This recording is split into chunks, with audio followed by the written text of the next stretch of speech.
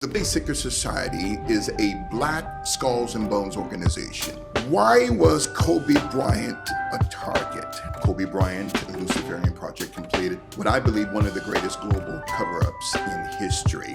But we have to see this for what it is concerning the assassination of Kobe Bryant, and one name keeps popping up. And it sounds like a Hollywood conspiracy movie, but the Boulets are vicious. So there's an update in the car crash that left Anthony Joshua, the boxer, and his driver injured, and unfortunately claimed the lives of his two friends. The local authorities have announced that the driver is facing several charges, all related to reckless driving, and one charge that includes driving without a valid license. After weeks of staying tight-lipped about what really went down with Anthony, Joshua, and their crew, the Nigerian government is finally dropping details about the accident. And honestly, it's way more sketchy than anyone expected. Now here's where things get wild. Those rumors floating around saying this wasn't just an accident, but a calculated move against Anthony, they might actually hold weight. There's even evidence backing it up. And get this, Anthony reportedly switched seats, moving from the front to the back just minutes before the crash happened. That timing alone has people raising eyebrows everywhere. So here's what went down. On December 29, 2025, along the Lagos-Ibe Expressway, the Lexus SUV carrying Anthony and his friends slammed into a stationary truck parked on the roadside.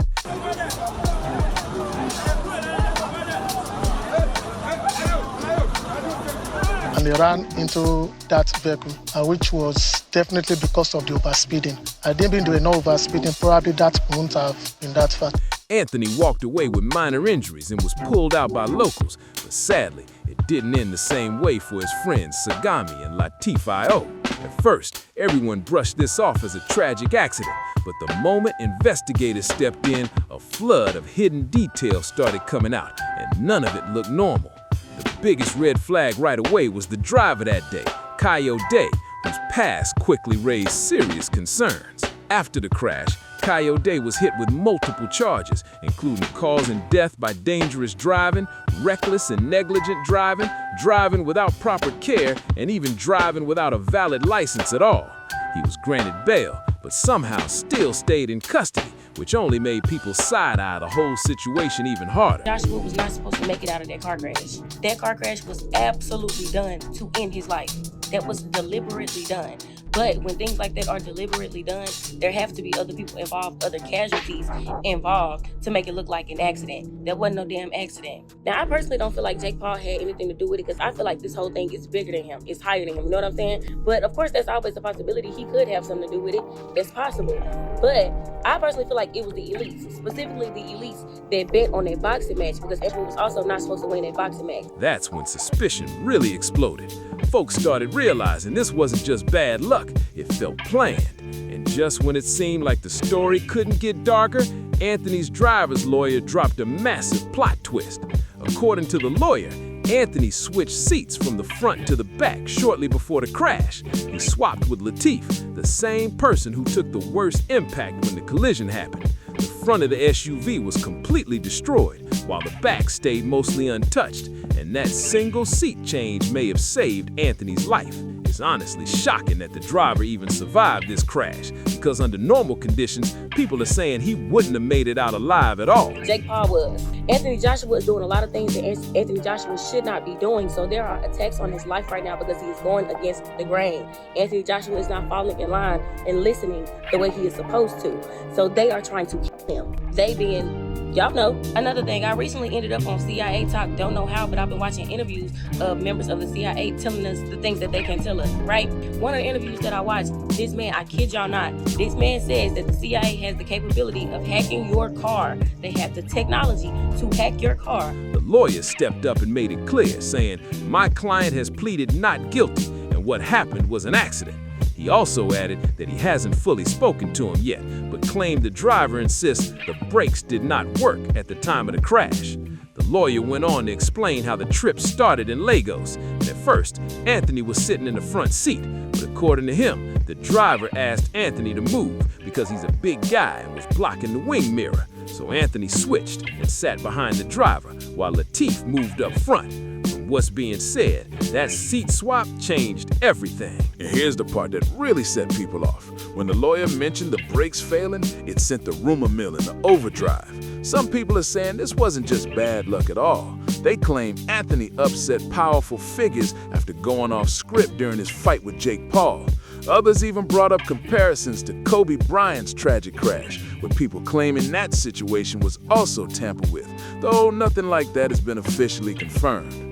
And if you're wondering why people even brought Kobe into this conversation, here's what some folks have been pointing at.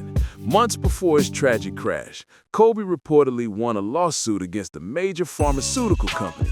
And ever since then, online chatter has claimed that victory may have rubbed powerful interests the wrong way, at least according to speculation, not confirmed facts. Now, staying on the Kobe topic, there's another rumor wave that's been moving fast. Since the crash, people online have been linking Kobe and Anthony together, claiming they were allegedly connected through the same secret group. This rumor took off after a podcast interview went viral, hosted by Bishop Larry Gators, and it had social media buzzing nonstop. In that podcast, Bishop Larry Gators talked about an alleged Hollywood group called Black Bowl, which he claimed includes well-known black athletes, celebrities, and political figures. He even name-dropped public figures like LeBron James, Oprah, Bill Cosby, Jesse Jackson, Al Sharpton, Obama, and MLK. Though it's important to note these were his claims, not proven facts, and no evidence has been officially presented. And this is where the situation really starts spiraling out of control. People online didn't just talk, they started pulling what they call solid receipts, claiming Anthony had connections to another powerful Hollywood secret society known as the Freemasons. None of this has been officially confirmed, but that didn't stop the theories from spreading like wildfire. According to the chatter, the number 33 plays a major role in Freemason symbolism, and fans quickly noticed the same number kept popping up around Anthony during his fight with Jake. People pointed out that this bout was allegedly his 33rd fight, and on top of that, he was reportedly taxed 33 million pounds afterward. Even the timing and promotion of the event had people saying the number showed up way too often to ignore. Some online users also claimed that members of this group wear rings marked with the number 33, and they urged others to go back and re-watch the Netflix fight footage to spot possible signs for themselves. While some brushed it off as coincidence, others were convinced there was something deeper going on. And looping back to the claims about Anthony's car brakes being tampered with, attention soon shifted toward the driver's family, who reportedly started raising concerns that suggested the crash might not have been a random accident after all. Things took an even darker turn when the driver's 19-year-old son stepped forward and started questioning the official story. He strongly hinted that the police blaming overspeeding might be a cover-up for what really caused the crash. And honestly, his words got a lot of people thinking. He explained that his father had been Anthony's personal driver for nearly 3 years, and according to him, that alone speaks volumes. He said if speeding was really the issue, Anthony wouldn't have trusted his dad behind the wheel for that long, and the way he laid it out made a lot of sense to people watching closely.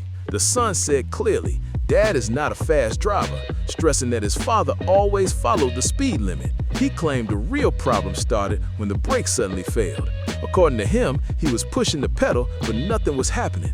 And when his dad tried to swerve to avoid the truck parked on the roadside, the vehicle wouldn't respond in time. He also backed up what was already said about the seating situation, explaining that when the journey began in Lagos, Anthony was sitting in the front passenger seat, but his dad asked Anthony to move because his size was blocking the wing mirror, which affected visibility. Anthony then moved to the back seat while Lateef sat in front, and that decision ended up changing everything. With all these details coming out, people are saying there's clearly more to this crash than what's being admitted publicly. Anthony survived, even though many believe he may have been the intended target, but the loss of his friends is something that will likely stay heavy on him for a long time. One person online claimed Anthony went off script, saying the moment he stopped playing by the so-called rules, alarms went off behind the scenes. They compared it to a Hunger Games type situation, suggesting that once you don't follow the playbook, you get removed. Again, that's their opinion, not confirmed facts. Another commenter had a different take, saying they believe the backlash started because Anthony embarrassed Jake Paul in front of the world. That same person added that a lot of money was allegedly riding on Anthony losing that fight, and when he didn't, when he actually won, it supposedly messed up plans people already had in place. Whether that's true or not, those theories have kept the internet buzzing non-stop, and folks are still arguing over what really happened. Now, I want to hear from you.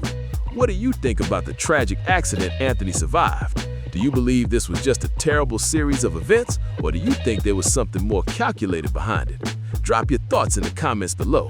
And if you found this breakdown interesting, make sure you like, share, and subscribe for more deep dives like this. Also, don't forget to click here and check out that other extremely messy video. You do not want to miss it.